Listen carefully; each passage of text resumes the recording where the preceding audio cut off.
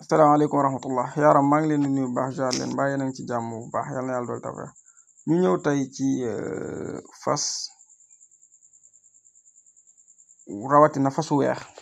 waaye xam ngeen ne fas moom daa am ay firin yu bari yoo xam ne sax mën nga ko daanaka di ko limbam egg ci téeméer wala lu ko ëpp ça dépend ci circonstance bi mu fekk nit ki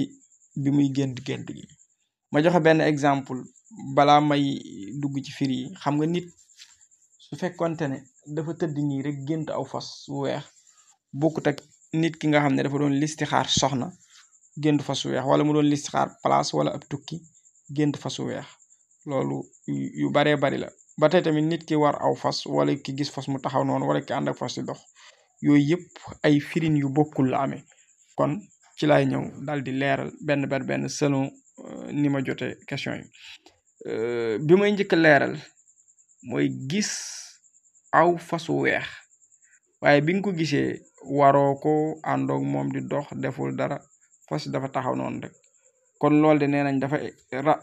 junju la tegtale yiiw ak an najaax maanaam réussir waaye tamit atteindre say objectif yi nga xamante ni maanaam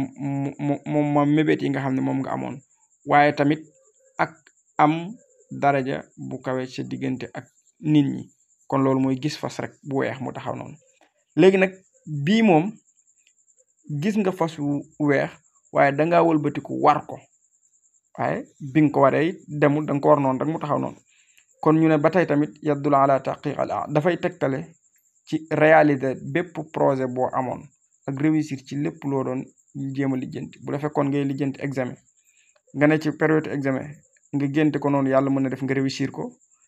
bu fekkonte ne da nga doon lijjanti kayit yàlla mën na def nga réussir ko bu fekkonte ne dafa nekk projet booy taxawal yàlla mën na def nga réussir ko ci bu àndeek dogal yàlla mi nga xam ne mooy faalu li maa yurid waaye loolu daal lay tekki waaye tamit dafay tegtale ba tey jàpp ndalu soxna bu dee góor moo gént waaye bu dee jigéen tamit dafay tegtal ba tey jàpp ndaluk borom kër kon loolu moom mooy bu fekkee danga ko war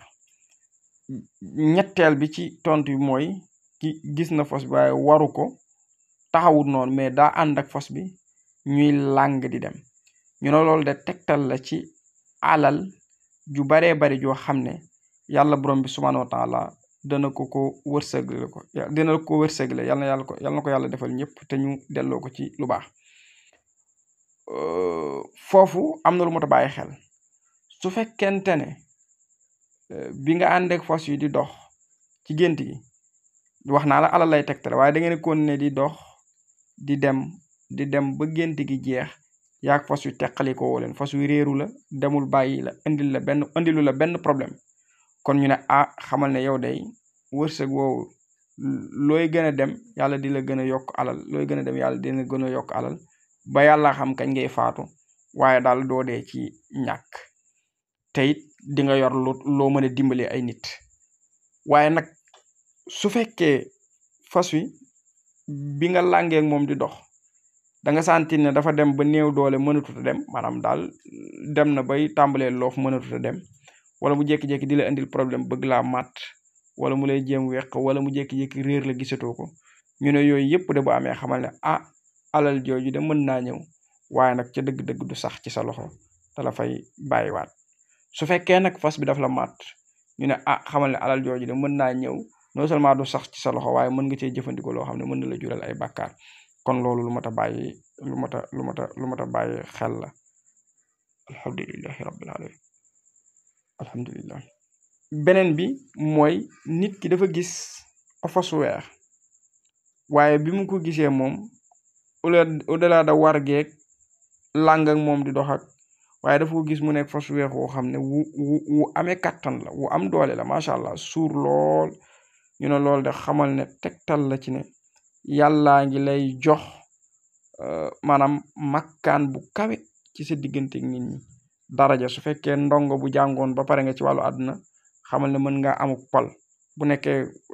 da nga doon wut liggéey yàlla mën na la ko jàppandal bu fekkee tamit ku doon lijjanti yeneen yàlla mën na ko defal waaye daal makkaan mu kawe la mu de yàlla suñu borom di wërsëgale ci génte ko noonu ma ko waxe fa suuroo lu mot a bàyyi xel la su fekkente ne nag yii ma wax yépp daa fekk ne nekkoo woon di listixaar da nga tëdd rek gént ko noonu waaye nag soo doon listixaar nag gis yi xamal ne bu ci nekk am na lu muy tegtale waaye selon la nga doon listixaar lan la kon yii yu mata bàyyi xel la mel na ni mën na yem foofu desoon na benn mooy gént aw fas muy naaw xam nga sax ci gént xam nga gént moom lu nekk nit ki mën na koo gént donte fas baaxawut a naaw waaye ba tey su fekkente ne nit ki dafa gént fas di maanaam gis aw fas muy naaw mu nekk fas wu weex ba tey loolu tamit tegtal la ci cër bu mag bu ko yàlla ji jox ak yëkkatiku daraja waaye gaaw a réussir ay mbiram te ay mbiram dootu yeex mu atteindre objectif am maanaam daal ci lu gaaw rek dina mën a jot objectif am waaye dafay tegtale tukki ba tey waaye yëpp mu ma jot a wax nag bu fekkente ne nekkul ne da nga doon listixaar boo doon listixaar leneen lay tegtale waaye selon li nga doon listixaar lan la moom mooy tax ñu mën laa jox kon nag définition waaye yii moom moo wax ni mooy nit ku